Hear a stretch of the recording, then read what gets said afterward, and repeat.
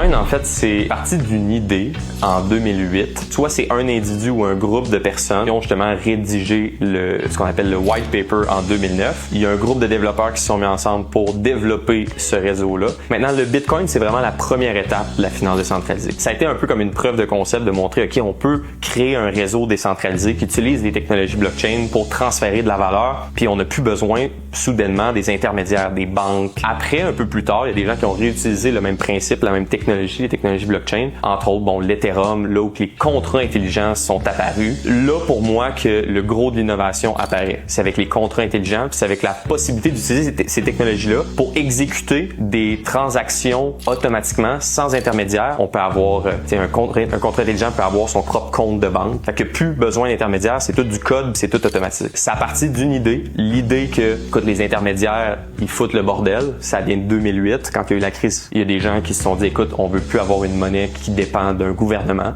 Puis après ça, la finance décentralisée a été créée sur la deuxième itération, si on veut, de ces systèmes-là.